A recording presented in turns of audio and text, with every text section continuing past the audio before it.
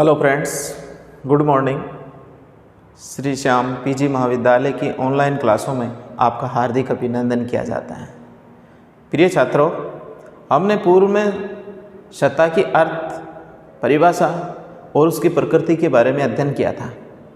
अब हम सत्ता के स्रोत और सत्ता के प्रकार, सत्ता के जो संदर्भ के अंतर्गत जो आगे के जो मूल बिंदु हैं उनका हम विस्तार से अध्ययन कर रहे हैं। हम सबसे पहले देख रहे हैं सत्ता के स्रोत। सत्ता के स्रोत, या हम ये कहें सत्ता के प्रकार। सत्ता के जो स्रोत और सत्ता के जो प्रकार हैं वो हमने सत्ता की अर्थ और परिभाषा के संदर्भ में देखा था। हमने शुरू में ये देखा था कि सत्ता की जो परिभाषाएं हैं वो रॉबर्ट बायस्टेड के अनुसार इसको संस्थात्मक अधिकार के संदर्भ में अधिकार किया था। हेनरी फ्योल ने इसको अपने संदर्भ में व्यक्त किया था। इसके साथ साथ हमने जो इसकी परिभाषाएं पढ़ी थी उस परिभाषाओं के संदर्भ में यही सार निकल कर के आ रहा था कि जो सत्ता है वो उच्च और अधीनस्थों के बीच में आदेश देकर के काम करवाने की क्षमता है, और एक राज्य रूपी संगठन की आत्मा के रूप में इसको क्या किया था, इसको स्पष्ट किया था।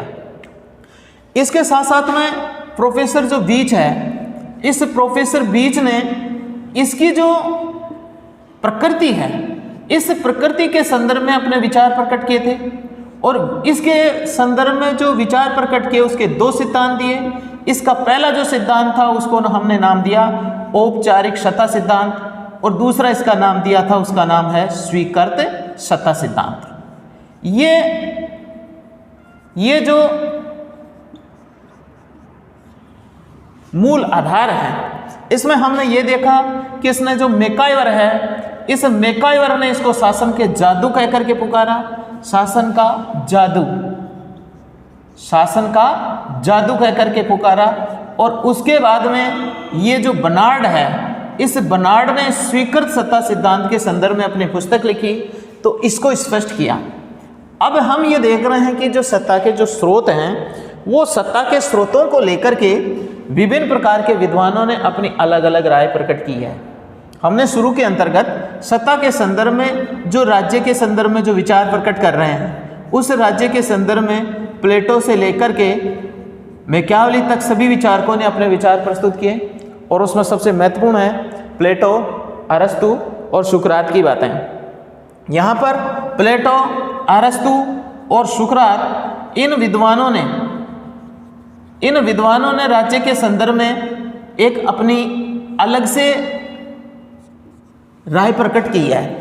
और ये राज्य नामक जो संस्था है, उसका जो संगठन है, उसका जो आधार है, उस आधार को पालन करने के लिए 20वीं सदी के अंतर्गत अलग तरीके से इसको संबोधित करने के लिए 20वीं सदी के अंतर्गत एक विचारक हुआ। उस विचारक का नाम है मैक्स वेबर। और मैक्स वेबर एक समाजशास्त्री विचारक है। इस समाजशास्त्री विचारक ने राजनीति के संदर्भ में भी सत्ता को जोड़ करके इसके अध्ययन को और भी ज़्यादा व्यापक बनाया है। इसके संदर्भ में ये कह सकते हैं कि जो सत्ता है, इसका जो संबंध है वो औचित्यपूर्णता से किया है। किससे किया है? औचित्यपूर्णता। औचित्यपूर्णता को हम कह रहे हैं वैधता, या प्रभाव करने की क्षमता, या उचित तरीके से काम करना, विधि द्वारा स्थापित प्रक्रिया करना। ये सारे जो कार्य हैं, ये किसके कार्य कहलाएंगे? ये मैक्स वेबर के द्वारा प्रस्तुत किया गया है कि सत्ता को औचित्यपूर्णता के आधार पर इसको क्या किया जाए, इससे संबंध जोड़ करके स्पष्ट किया जाए। तो अगर इसको इस प्रकार से संबंध किया जाएगा तो उसके प्रकारों के आधार पर मैक्स वेबर ने क्या किया, इसको 3 भागों में विभाजित किया है। कितने भागों में? 3 भागों में। एक नंबर पर है इसका परंपरागत सत्ता। इसको हम करेंगे परंपरागत सत्ता। और 2 नंबर पर कानूनी या तार्किक, बौद्धिक सत्ता। और 3 नंबर पर है करिश्मावादी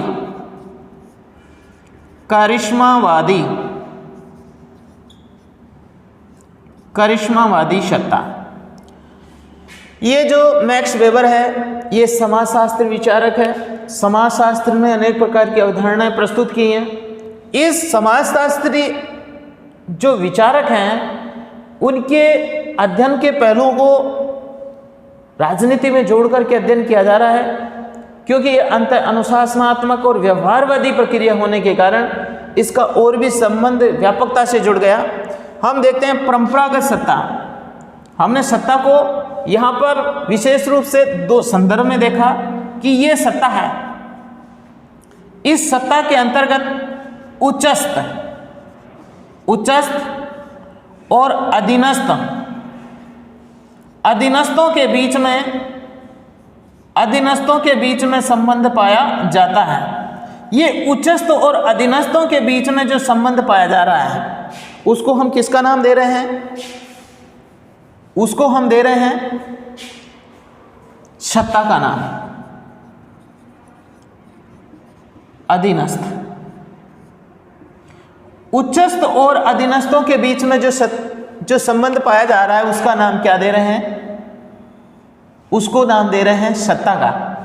तो देखिए, अगर उच्चस्थ और अधीनस्थ के बीच के अंतर्गत यहां पर देखिए, यहां पर प्रभाव है, ये बल है, इनको जोड़ने का जो आधार है शक्ति है।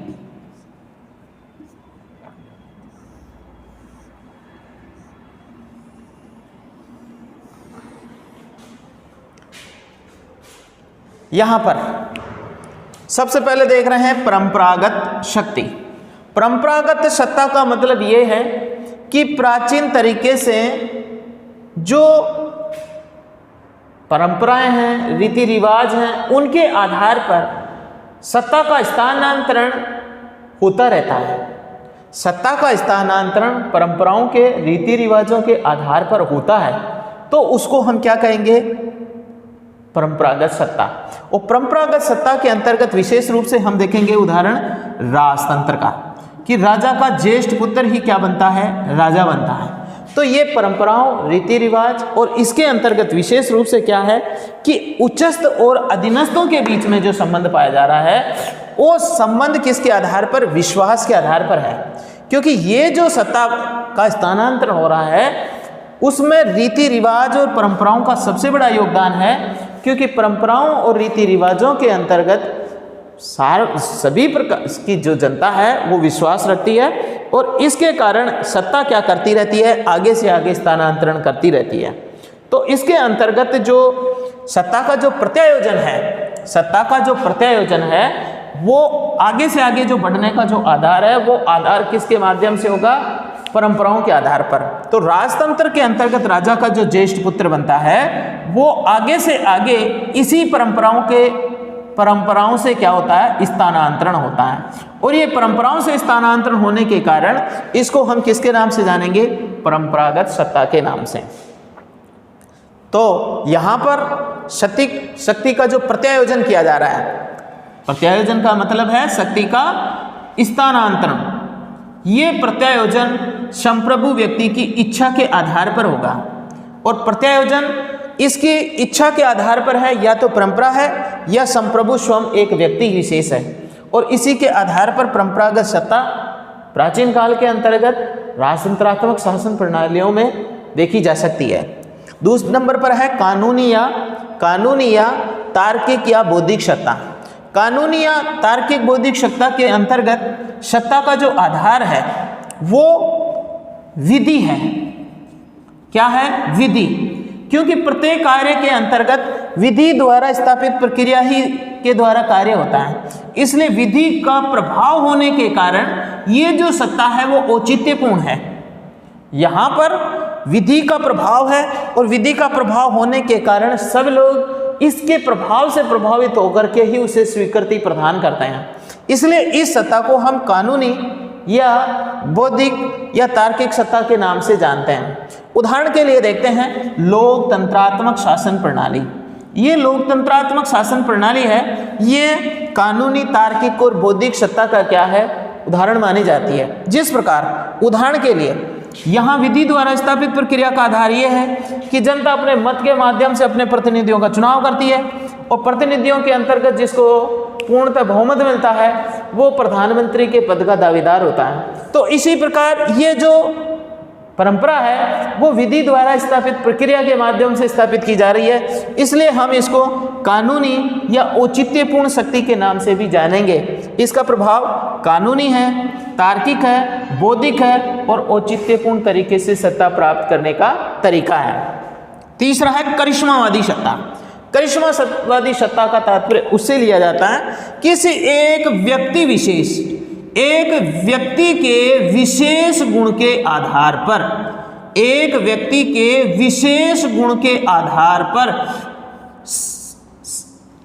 अधिकांश या बहुसंख्यक लोगों को अपनी ओर आकर्षित करने की जो विशेष क्षमता है, उस क्षमता को हम क्या कहेंगे, करिश्मावादी सत्ता के नाम से जानेंगे। करिश्मावादी सत्ता उस सत्ता का जिसके अंतर्गत व्यक्ति अपने व्यक्तित्व के गुणों के आधार पर उसे क्या करता है, आकर्षित करता है।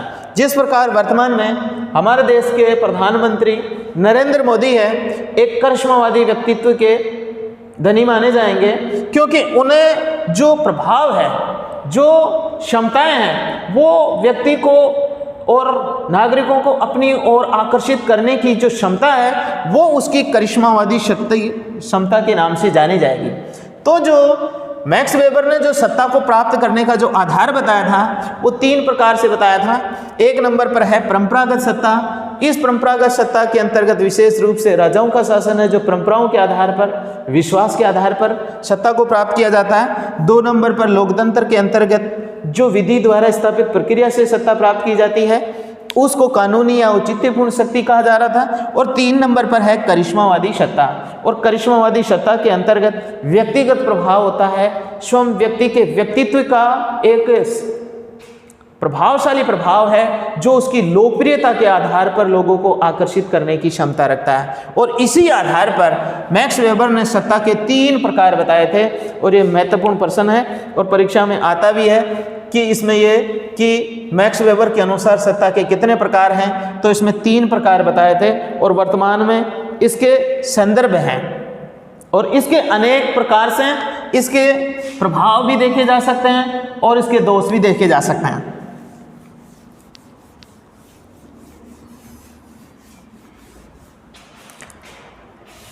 अब हम देखेंगे कि इसका पालन करने का जो आधार है, सत्ता का जो पालन करने का जो आधार है वो आधार मुख्यतः निम्न शब्दों में लिया जा सकता है। देखिए 1 नंबर पर है विश्वास। विश्वास। 2 नंबर पर है एक रूपता और 3 नंबर पर है दबाव और 4 नंबर पर है वैधानिकता। हम किसी भी सत्ता का जो पालन कर रहे हैं उस पालन करने के क्या है, सामान्यतः चार आधार हैं। और ये पूछा जाए कि हम सत्ता का पालन क्यों कर रहे हैं, हम किसी भी कानून का पालन क्यों कर रहे हैं, उसके 4 आधार होते हैं। सबसे पहला आधार है विश्वास। हम सत्ता के आदेश का पालन इसलिए कर रहे हैं कि हमें उस पर क्या है, विश्वास है। और विश्वास क्या है, विश्वास क्योंकि इसका पालन करने से हमारे जीवन का स्तर सुधरेगा, सर्वांगीण विकास होगा और इसके बिना हम क्या नहीं हैं, राज्य के कार्यों के सहभागी नहीं बन सकते हैं। इसलिए विश्वास का आधार यही है कि हम किसी भी कार्य करने के लिए विशेषकर सत्ताधारी के आदेश का पालन कर उसको अपने व्यक्तित्व का विकास, अपने राष्ट्र का विकास, उसमें योगदान दे सकते हैं। 2 नंबर पर है एक रूपता। सत्ता के आदेश का पालन करने का आधार में अगर आदेश में एक रूपता होगी, एक रूपता का मतलब समानता, समानता होगी तो आदेश का पालन किया जाएगा, क्योंकि समानता भी विश्वास का सबसे बड़ा क्या है, आधार है। इसलिए सत्ता के आदेश का पालन करने का दूसरा सबसे बड़ा कारण होता है एकरूपता, और एकरूपता के द्वारा क्या किया जा सकता है, जो अधीनस्थ उसका पालन करते हैं वो एक समान आदेश होता है, इसमें किसी प्रकार का भेदभाव नहीं किया जाता है। 3 नंबर पर है दबाव। अगर सत्ताधारी उच्चस्थ अधीनस्थों को आदेश देते हैं और उसके अंतर्गत उस आदेश का पालन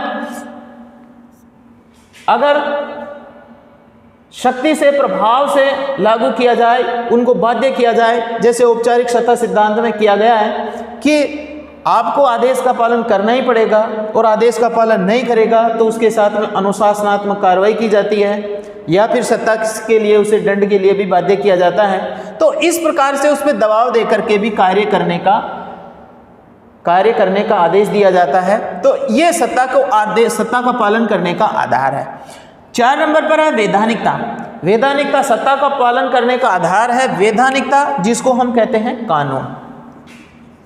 कानून कहेंगे, प्रभाव कहेंगे, तो इसका सबसे बड़ा आधार यही है कि औचित्यपूर्ण किसी भी कार्य की समय और परिस्थितियों के अनुसार जो क्या होती है, स्थितियां बदलती रहती है, तो कानून भी अपनी स्थितियां क्या करती रहती है, बदलती रहती है।